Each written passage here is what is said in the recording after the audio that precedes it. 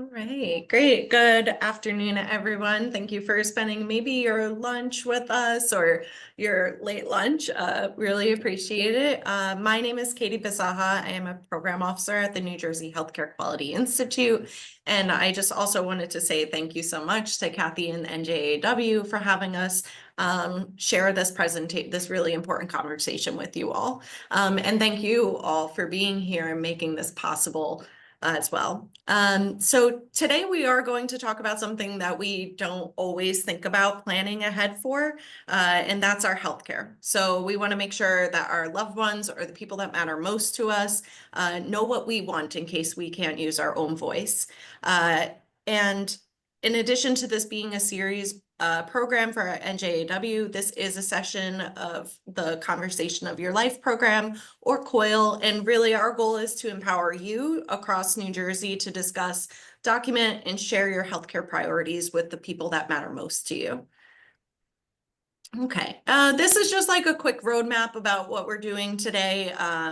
So I'm going to do a quick poll, then we're going to kind of talk about why the conversation really matters, do a myth and facts game. I really like to be as interactive as possible with my group. If I look up, it's because I'm looking at you as opposed to my camera, so don't mind me. And, talking about choosing a proxy, sharing with you a story that I have about my family and how advanced care planning has been helpful. And then we'll kind of finish it out with some resources to take home and sharing together what our wishes, or maybe what's that top thing that you really want your loved ones to know. Okay.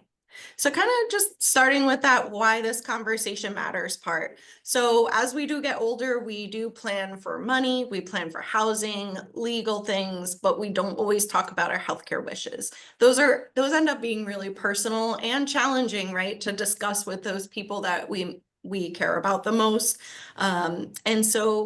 But I want to just really encourage you to plan ahead in that. It puts you in control over your care. It helps your loved ones know what to do so that they're not scrambling if they need to. And it gives everyone kind of that peace of mind, right? And that's for both your family and the care team, because our healthcare professionals are human just like the rest of us and want to provide the best care that they can give you based off of what your decisions are. So it's really just important that we try to think about what those things are. Oh, and I apologize, I forgot to say, since we are a larger group, I'd like to ask you to wait till the end if you have any questions, just so that we can make sure we get through the presentation, but then also hear from you all. And maybe some of your questions might be answered. So yeah, by the end of today, you'll know how to pick someone you trust to make decisions if you can't, talk about what's important to you, and then we'll also identify some great free tools to write down and share your wishes. Okay, so Kathy, if you could pop that poll on the screen. Everyone, a poll is going to pop up on your screen, and I just wanted to get an idea of like where everybody is, and just make sure to choose the answer that fits you best. There is no wrong answer or right answer for this. It just helps me know where you are. Okay, can everybody see it? And I'm seeing the results come in. Katie, are you seeing the result? Yeah, I am seeing them. Good. Yeah, great. And what a great participatory bunch you all are. I really appreciate you engaging with me through these different activities. Okay, so we have about 90% in. I don't know how it shares back to you all, but it does seem like we have a good group that has both a proxy and an advanced directive. And then some people just an advanced directive, some that don't have one, and some that are just kind of on that thinking about it. And that's okay, right? We want to know, like, where you are, and that kind of helps us guide you the best we can. So I think if we end the poll, yeah, and I think you should be able to see the results. Zoom is like hit or miss for me. So those are the results of your peers in the Zoom call. So thank you again for participating with us. And yeah, so then we're kind of just going to move on. I really like to start with some basics. Some of the words that are used, we aren't as familiar with, or maybe we've heard different versions of those words, right? Language changes over time. Advanced care planning is really just making the decisions about your future healthcare if you can't speak for yourself. And then there's some key tools that you can utilize to do that. So it's working with your healthcare proxy, and that person will speak for you when you can't.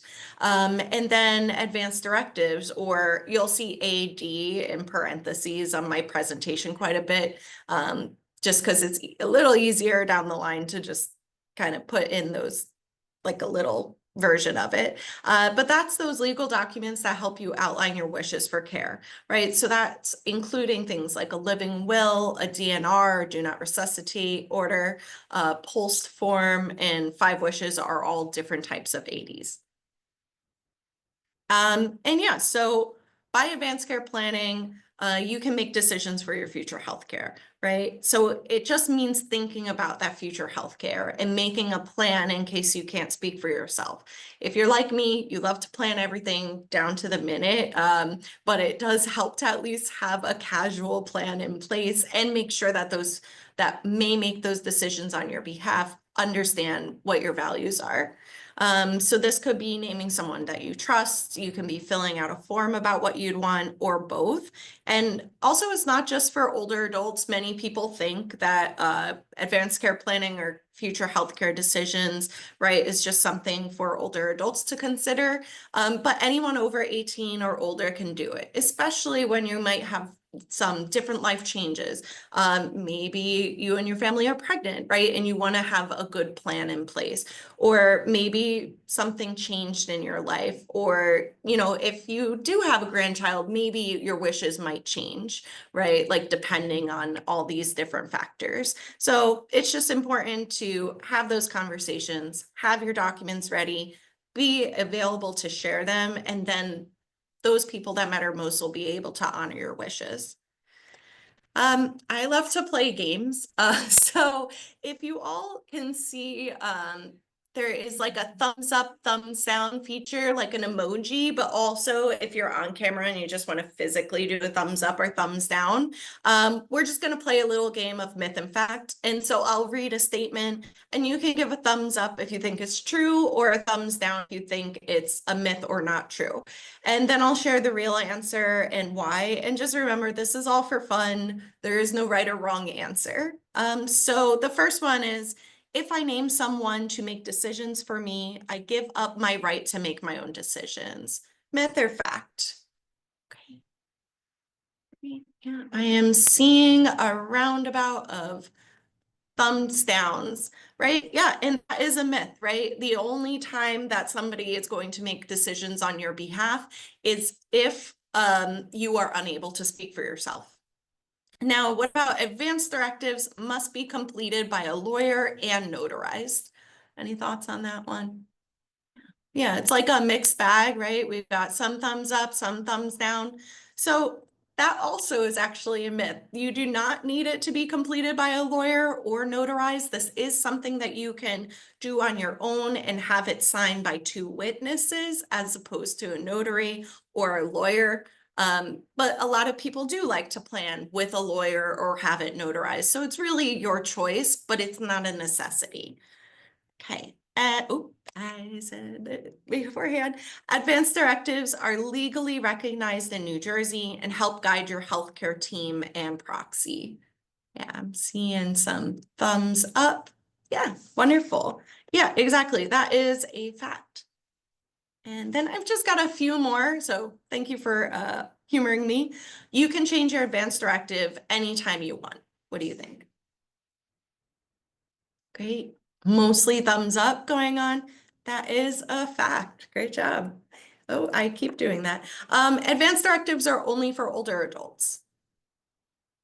Yeah, we just kind of chatted about that one, but it's often a misconception that people have that it's only something that you do as you age. But there is never a moment in your life that you are not aging, right? Like even if you're 5, 18, 65, 90, you're always aging, right? And then advanced directives are only for people who do not want life-sustaining treatment. Any thoughts? Kathy, I think you just have a group that already knows everything, so that's great. Yeah, so myth, right? It's for anybody that wants their healthcare decisions to be known by those that they trust. Oh, I did it again. And you don't need to talk about it with your loved ones. They'll know exactly what you want, right? They'll just know. Yeah, lots of thumbs downs. Yeah, right. People only know what we want if we communicate it to them. And we don't want to make those assumptions, right? Like, I don't want to make an assumption about what my mom would want based off of what my emotional feelings are or whatever it is. I want to ask her directly. And it has been an awkward conversation to ask my aging mother to tell me what she wants. But it also has created some really great, deep emotional connections with us. So I really do appreciate that. All right. So why does talking now matter?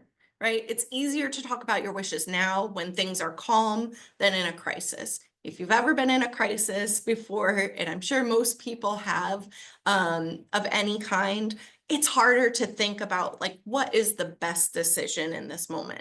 So by having that conversation now or soon, or if you already have, it'll lower that stress and make sure your wishes are followed. It helps your loved ones know exactly what to do. And there's a quote from the Serious Illness Messaging Toolkit, and it says treatment only works if it works for you, right? So if you express what treatments that you're looking for or you're okay with, they'll work for you. If not, it's harder to know what is best.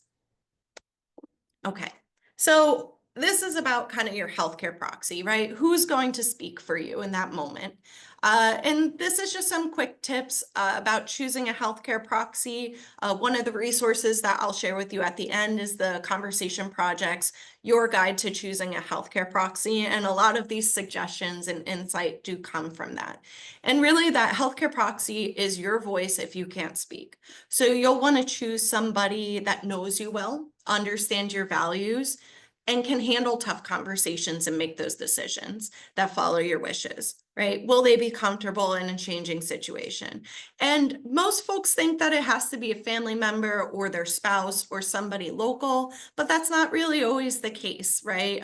Sometimes it's easier to have your best friend make those decisions, right? And it's just important to talk about it. Ask if they're comfortable taking on that role. Because a lot of times we're like, I definitely know I want my husband to be my proxy. But if I went to my husband or my partner and asked him, hey, are you comfortable with this role? He might say no, right? My sister is my healthcare proxy as opposed to my partner.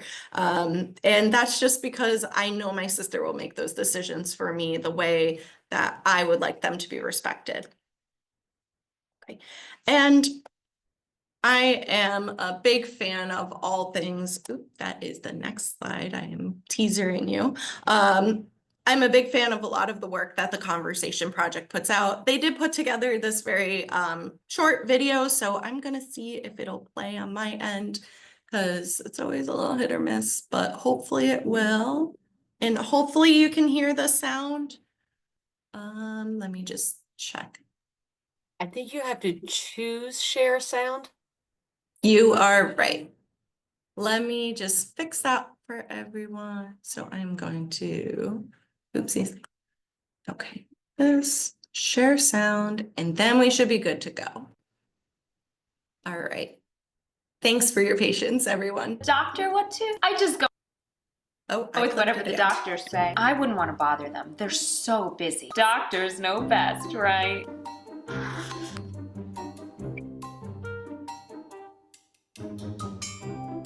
Be your healthcare proxy? Sure, I'd be happy to. If I'm in town, check out my Instagram pics from Peru. Wish you were here. Oh, I could never let you go. I can't even throw a plant away. As long as it's got one little green leaf. I'd be like, can't we upload her to the cloud? Well, heck yeah!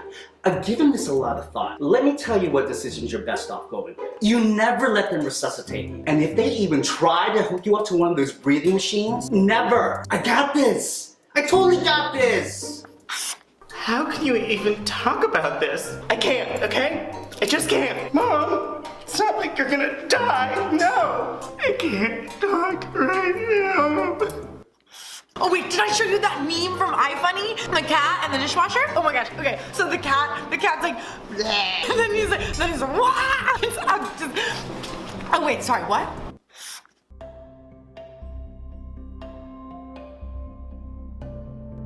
Well, hon, you and I have been through so much together. Here's what we'll do. We'll sit down, we'll get a cup of coffee, and you tell me what matters to you. Well, it wouldn't be easy. Oh, sorry, I did the I clicking mean, I'd thing be again. sad, but I'd have your back. I remember when we went through this with Mom, we really spoke for her. So I think I can do that for you. Let's talk about what you would want.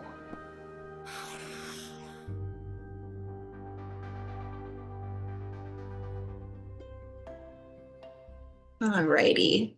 So I really just love that video because it does show you a bunch of different scenarios that can happen once you ask somebody, would you be my healthcare proxy? And I will note in the video, the person had circled 3 people. I will say it makes a big difference to have a primary person and then maybe a backup or 2. If you list 3 people as your proxy, like let's say you have 3 children, when the decisions are being made, all 3 of them have to agree. If they don't agree, they can't move forward with one of the decisions, even if it's 2 people agree and 1 person doesn't. So having that like set person is going to really kind of help make sure your wishes are, I wanted to say granted, but I'm not a genie. So yeah. And so this is just my Nana and my pop-up, right? I want to tell you about my Nana and my pop-up just because they're probably the reason I'm so passionate about this work and also feel so comfortable with having these conversations. My Nana and I were incredibly close. So I spent nearly every summer and every other weekend with her until I went to college. And so she gave me my voice, my love for reading and learning, and my desire to help people. And really, she shaped a big part of who I am. So my Nana passed away a few years ago after a long struggle with kidney disease onset by type 2 diabetes. Because she was on dialysis, we knew that there was kind of like a time limit, if you will. And because we had talked to her about her wishes ahead of time, we all knew what she wanted for her care. So that clarity brought us a lot of comfort. So in her last days, instead of trying to make hard decisions, argue about treatment, my Nana and I had the opportunity to spend time together doing crosswords, reading her favorite book, eating our favorite Chinese food spot that we always went to growing up, and then also painting our nails together. So we honored what she had wanted for her funeral as well, and it made it all the more easier through the stress of her passing. Now, on the other hand, my pop-up who died 15 plus years ago, it went a little bit different. So he died suddenly after a car accident, and we didn't know his wishes, and nothing was documented at that time. He wasn't expecting it, right? But there was a lot of confusion, there was a lot of disagreement with our family, and he did end up on life support for more than a month. Something that I don't think he ever wanted, but because his wishes weren't planned out, and my Nana was doing it from what she thought was best, and also as a wife potentially losing her husband of 30 plus years, including making those really difficult decisions about her healthcare herself in that moment of grief and crisis was challenging. So the difference between my grandparents' experiences changed my whole view of planning ahead. So talking and writing down your wishes isn't just paperwork, right? It's a gift to the people that you love. It gives you the opportunity to spend those last few moments together, if that is the case, in a way that is precious to you as opposed to a crisis. So, but in New Jersey, like many places, families don't often talk about these topics because it is uncomfortable, it is scary, right? But serious illness or emergencies can happen at any age.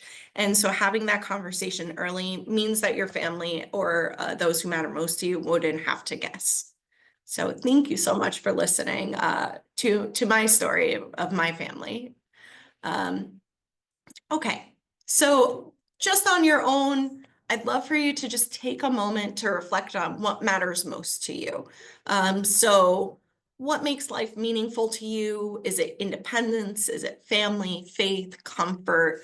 Which treatments would help you live well, which might then feel burdensome? And it's all different for everybody else, right?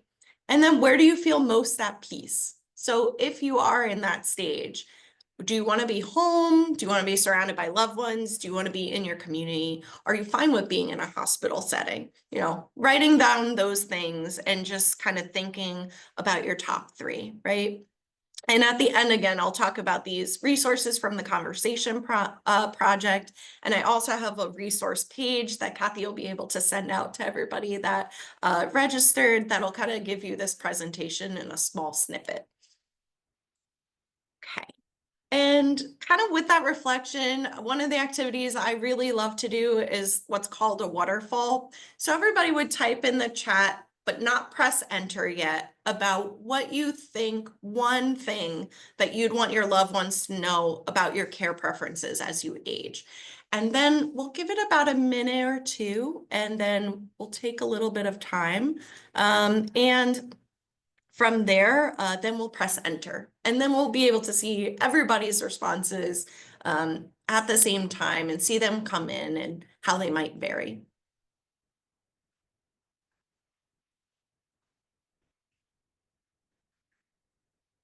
One of the things I need to learn to do is have patience in a Zoom, right? Or maybe we need some Jeopardy sound, right? Like do, do, do, that type of thing. Okay, they are starting to come in. We'll get there. Yeah, and feel free to press enter whenever you feel comfortable sharing. Yeah, so lots of different answers: valuing independence, not wanting to be in a nursing home, not having pain, not being on life support, right? Nothing that just keeps you alive or present. Being at home, only if the treatment would improve your quality of life. That's great. Wanting to be treated with dignity, you know, having a DNR, right? Being at home with your cat. That's wonderful. Yeah. Self-wealth, right? Only doing medical procedures if it helps further your future life. Get out of bed and be as active as I can. Home and no pain. Not institutional setting. Be as independent as possible. Yeah. Not heroics. Non-family caregivers. That's a great point, Elaine. Great. Independence. Thank you. Prefer to stay with your children as long as you can move around independently. Once not, happy to be put into a facility. And that's also my other grandmother, who is 94. She felt very similarly, right? She told us once she couldn't keep moving on her own, she didn't want to be a burden. And that's okay to feel that way. Some people are different and are okay with you know, their family being able to take care of them, right? Not looking at it as a burden. And then quality over quantity. Thank you. Thanks everyone for participating and sharing a little bit about the wishes that you may have. I also apologize. I feel like I kind of sped through the presentation, but that's okay. And yeah, so I think thinking about what stood out to you as we read each other's wishes for care, I think off the top of my head, what stood out to me is just both the variety of responses and differences, but also the similarities that kind of popped up too. And did anything stand out to you, Kathy, that you from those responses?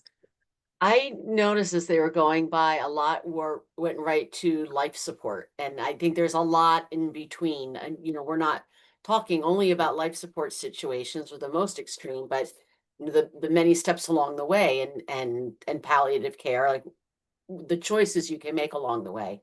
But I think in our mind, a lot of us think it's like totally healthy, or I need life support, I'll never get out of bed again. Yeah. Yeah, thank you so much for sharing that and really imparting that wisdom for us, because it isn't just like the complete end of life, right? It is what is important to you, and that may help you identify what those treatments that you may look for are. So if you want to be more independent or at home, you might not be down to go to a, you know, a nursing home or nursing facility, right? Yeah. Someone put in hospice also as an option because, you know, and letting your loved ones know that you are good with that or you're interested in that. Yeah, And look at absolutely. Jimmy Carter lived 15, 18 months on hospice. It doesn't mean, you know, hospice can be a longer time. Yeah, absolutely. Great. So let's see. So this is documenting and sharing your wishes. So once you've had that conversation, you do want to write it down in some way. You can use the conversation project starter kit to get started and document via 5 wishes, a pulse form that you would have to fill out with your physician, a living will, or the New Jersey Advanced Directive form. The New Jersey Advanced Directive form, all of these have like their advantages and disadvantages to them. The advanced directive form is free. The 5 wishes one I think is like $5. So there's like a difference between it. You know, doing a living will may incorporate the cost of a lawyer. So there are a lot of different options, but you have to choose what feels right to you. And then again, choosing the right form.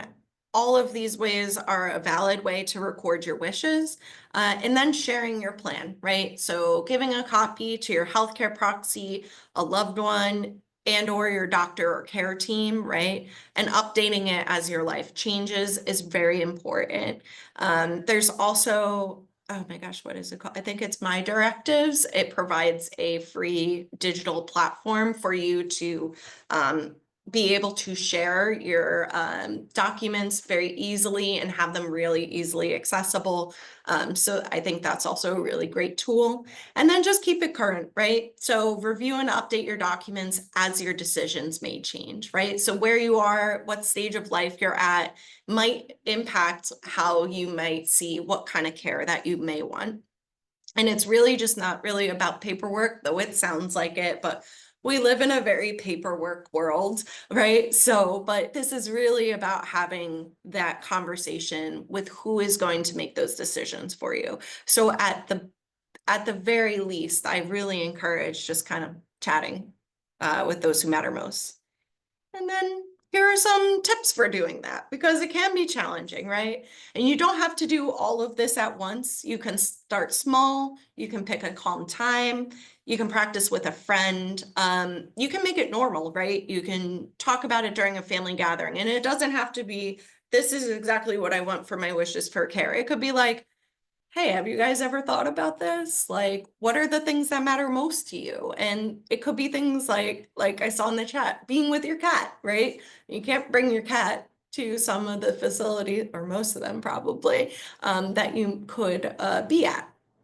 You know, you can do this at your place of worship. You can talk in your faith group, in your faith community, you know, and then also you can do this at your doctor's visit, I believe, and don't super quote me. And if you know the specifics, Kathy, feel free to jump in, that you can actually schedule, if you have Medicare, you can schedule an appointment to talk about advanced care planning, and it's covered by your Medicare. It's a specific visit. You just gotta have to request it with your physician. Yeah, I believe that is, that started 2 years ago or so. And I believe that is, well, hopefully that will stay in Medicare. Yeah. Katie, I saw somebody did put in the chat asking what PULSed stands for. Oh, yes. Thank you for asking.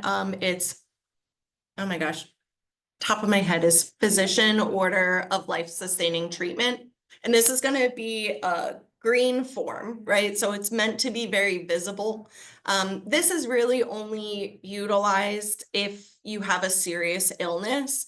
It's something that you have to do with your doctor, and they have to sign it, but it's basically an order for treatment, right? So when we share our wishes, right, it's not like they will 100% be able to do those things because situations change.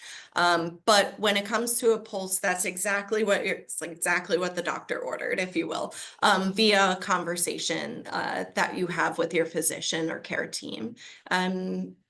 I think that kind of sums up the pulse, and great question.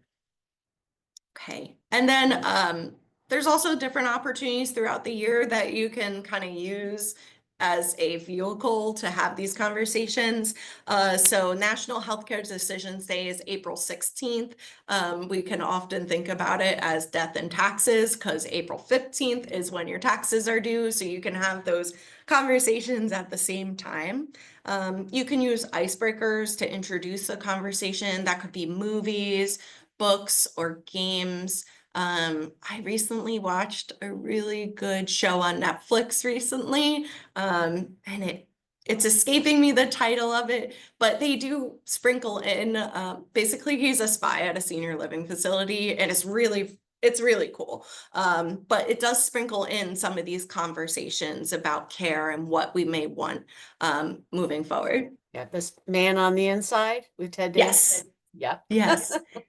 There's also the Thursday Murder Club. That movie came out. I am absolutely adoring all of this great media that is coming out and talking about these conversations instead of keeping them in the closet and hidden. And they involve them in just an everyday conversation, right? And that's kind of what we're looking to hope, that more people in New Jersey, but also across the world, will think about these conversations. And yeah, be prepared to talk about it with your doctor or your nurse, and if you will, tell it like it is. Something I learned from my Nana is that as she got older, she was like, I can say anything I want.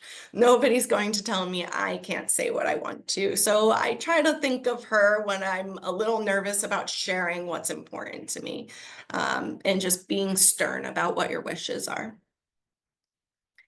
Okay. And so these are some resources for you. Again, we will send this out in a PDF format so that you can click on all those links and go to them yourself. You seem like a tech savvy group because you're here with us on Zoom. So I think the PDF will be okay. But if you ever want a printed copy, I can also send that over to you. So different ways are, consider what's most important to you, communicate your wishes, and create a written plan and share it. So you can go on our website, which is the njhcqi.org/COIL, and we have resources that we provide, but also we link up to all the resources on that list that I have for you. The Conversation Project is a great tool. They have a number of different tools for different types of conversations. They recently came out with one for talking about dementia and Alzheimer's. It also is in many languages, I think like 5+ languages. So my partner is Hispanic, so we started having this conversation with his parents, but they read best in Spanish. So I was so happy that we could print it in Spanish and have that conversation with them. And then there's also this cool tool called My Health Priorities, and that'll kind of help you kind of decide and identify what matters most to you. And all of these tools are free and accessible. So one small step today could be something like thinking about maybe who your proxy would be, downloading one of those kits and like taking a look at it, or starting the conversation outright. Okay. And just remember, you can always have a say in your care. Your treatments only work best if they work for you. You can tell your healthcare providers about what matters most to you and what you would want, and then talk to the people who matter most to you about the care that you want so that they can honor your wishes as best as they can. Okay. And with that, I've got some room for Q&A. If I don't know the answer to your question, I'm going to say I don't know, but I'm going to track down the answer, if that's helpful. Katie, I'm going to start with one of the questions in the chat, because I also had this question. Do different states have different rules? So if your family members are creating these, they don't live in the same state as you. And also, it's the New Jersey Advanced Directive form, up where I am, and then and down in more southern Jersey, people might go into New York or into Philly for doctors if they're closer. Does that make a difference? It does. I believe every state, especially with the Pulse, I think the advanced directives, they transfer pretty well across states. It's just do they have it on file? Do they have access to it? Do they have a copy? I know 5 Wishes is used in, I think, 48 to 50 states. Again, don't quote me on that. So that one is very across the board. As far as the post form goes that we talked about, though, that is state specific. So, for example, New Jersey has their New Jersey Pulse. New York has a different pulse form, and then so does Pennsylvania. So if you anticipate having care in a different neighboring state, because as New Jerseyans, right, we are right on the border of Maryland, New York, and Pennsylvania, and close to Connecticut, right? So there are a lot of states there that we could go. So that is a good conversation to have with your doctor. So thank you. Great question to get started.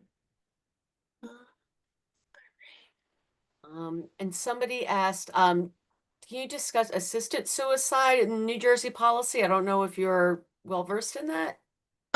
Rachel, I actually have a presentation that we did do with an organization that specializes in oh my gosh, but it's not called that anymore. Can't think of it off the top of my head. I'm sorry. Patient It's no right? longer, what was that? The patient right to die? Yes, MAID. Yeah, so yes, The medical closest- yeah. aided dying. Thank you, Donna. Y'all are great, like filling in my gaps for me.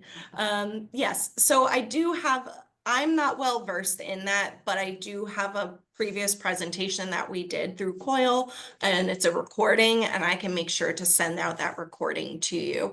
I think it's a really interesting idea, and I think it gives you more flexibility into what care you're looking for, especially if you do have a diagnosis that you have a certain time period to live.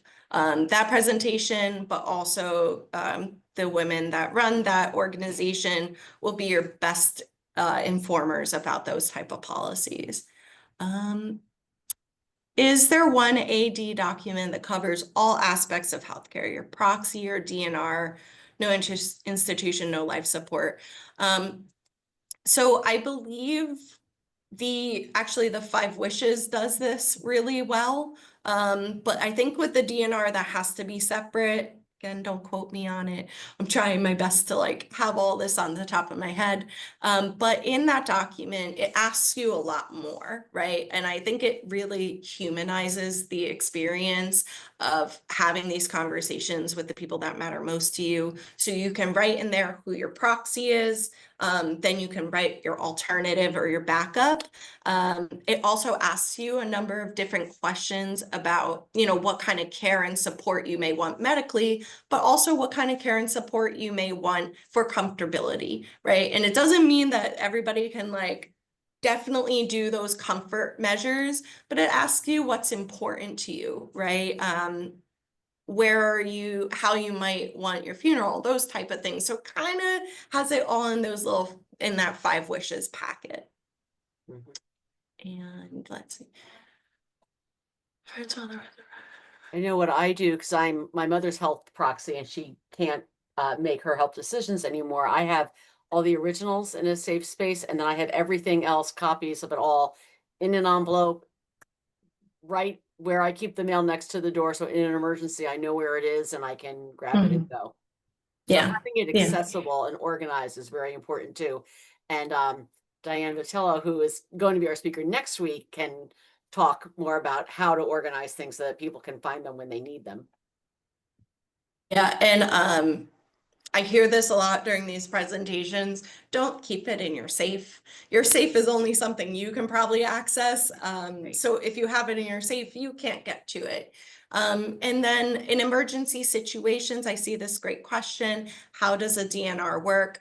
A friend's father was revived, even though he had a DNR, not known to the paramedics, which ultimately led to a weekend in a hospital and her eventually having to make that decision. So I want to say, no document is perfect, right? We're hoping that if we communicate it to as many people as we can, we would be able to make sure that your wishes are are kept. Some suggestions I've seen is that you would leave your DNR on your refrigerator with a magnet. So if it was a emergency situation that happened in your home, then they could at least see it. I think there's DNR cards that could be in your wallet that sometimes paramedics do check for. But with those emergency situations, especially with like being revived, there can unfortunately be some complications, and maybe your wishes aren't fully followed just because they didn't have access to that information. So my suggestion is make it as accessible as possible, communicate it with your family members or those that matter most to you, your proxy, and then also your physicians and the hospital that you would be likely to go to. Kathy, if you have any additional insight on that, please feel free. No, it's all good. And if it's easier for anybody, instead of typing in the chat, I know yeah. I don't even know how to do that if I'm on my phone watching the Zoom. If you want to unmute yourself and raise your hand and ask Katie questions directly, please feel free to do so. Yeah. Somebody, is it possible to upload into to your EHR? I believe so. Yeah. Should be. Yeah, so if you do share it with your hospital, it can be in the EHR. One of the challenges with all our healthcare system is it's a little bit more fragmented than we would like it to be. So you would want to give that specifically to the hospital that you may use in a case of an emergency. And then also communicate it with your physician. A lot of physicians are associated with a lot of the larger healthcare systems and hospitals in New Jersey, but really important that if you give it to your physician, you would probably also want to make sure it's communicated to the hospital you may utilize. Really great question.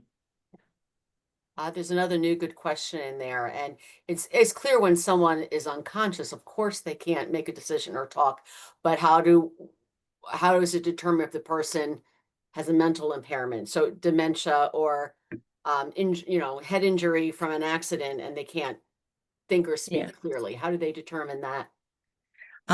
Really great question. This is one of those I don't knows. I do know when it comes to like having like dementia or Alzheimer's, it's best to, when you know, to make those plans, right? Because if as you move forward, you lose that mental capacity and stuff, it can kind of get mixed up in like, oh, well, they didn't know what they wanted when we signed it, right? And so we're going to continue doing this way. That is an I don't know for me. If we have any experts in the room or anything like that that wanted to chime in or type it in the chat. And Donna did put lawyer, so it's probably helpful in that case to utilize a lawyer. But I will also say lawyers cost money, right? So it might not be as financially feasible as you would like to, but I want to say there's some really great resources around this. Specifically, the one I know of is that Conversation Project Alzheimer's Dementia Tool. Great question, but not my area of expertise, and I don't want to give you the wrong information. Okay. Any other questions? Okay. Okay. Katie, right. I think you covered everything. And I wonder how many people watched the interview we did last year with Conversation of Your Life. Maybe they watched the Aging Insights and came as well-informed participants. And just to kind of wrap up, I want to say a special thank you to the sponsors of the Mayor's Wellness Campaign. COIL is a program of the statewide initiative called the Mayor's Wellness Campaign, where we help communities by providing tools, resources, and technical assistance to make local government kind of make sure that they're prioritizing health and wellness locally. And so without the support, we wouldn't be able to do the work that we're doing. And a special thanks to NJAW and Kathy Rowe for inviting me here today. And also thank you for sponsoring the Mayor's Wellness Campaign. And I really appreciate having this important conversation with you all today. If you need my contact information, it is here. I can also pop it in the chat. And if I don't know or I don't have a resource for you, I'm sure I can find somebody So thank you all so much for being here, and yeah, thank you. Okay, and thank you, Katie. So next week, we will have another presentation Thursday at 1 o'clock with Diane Vitello. The third installment, it has been moved from October 2nd to the 3rd. Your registration is automatic. So if you are here, got a registration link, you're automatically registered for those other two. You don't have to do anything else, and we will send out a reminder. Just if you still have it on your own calendar for October 2nd, please move that to the next day, October 3rd. All of the events are going to be recorded and they'll be shared with you. We'll send out an email once we download them. And we're also going to store them on our website so you can access them at any time. But thank you, everybody, for coming. Thank you, Katie, for doing such a great job. It's always a pleasure having you talk. You make challenging topics very easy to understand, and I really appreciate that. And everybody you. else, I hope to see you next week. Yeah, me too. I'll be there. Bye. Bye, everyone.